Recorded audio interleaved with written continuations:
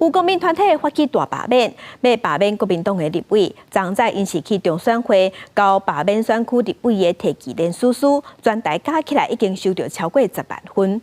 也那另外，有人发起针对民进党的立委发起罢免，是针对民进党的吴思瑶、吴佩益，风声第一阶段的数量嘛已经达成。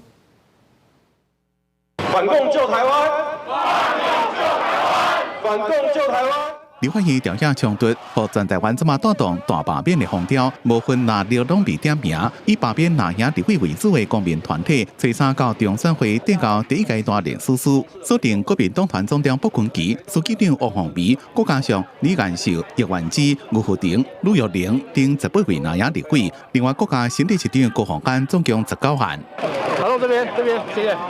民团摸到一箱一箱的连署展现罢免的决心。根据统计，各地民团立交的连署总共超过10万份。周兴成强调，罢免不是拿来对抗，而是看你要选择反共保台，也是投共卖台。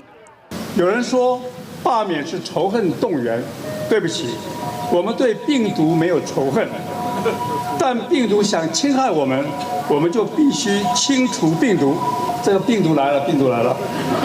尊重各种民意的表达，但是我们也希望呢，当家不闹事。新年应该欣欣向荣，而不是一个欣欣向霸哦。卜坤基表示尊重民意，王宏维是担心无差别大罢免会造成国家对立。不过国民党团青年军也发动罢免，反制民进党的吴思瑶甲吴佩益，目前拢达到第一阶段的条件，会赶紧送件。因为王世坚建筑的背景也被锁定罢免。那我们就把自己的本分做好，我相信大家的理解都是一样的。不是仇恨式罢免王世坚，他不是应该要来教导我们怎么样让房价可以更合理吗？根据选罢法的规定，第一阶段提议期由原选区的选举人提议，人数达到原选区选举人总数1%以上；要那第二阶段连署期，连署人数要达到原选区的选举人总数10%以上。以立委罢免来看，只要在60天内面完成连署，若是通过，才能进入第3阶段的投票期。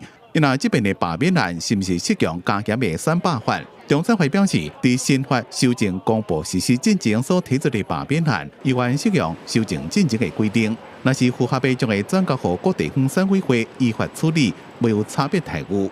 公司新闻采访报道。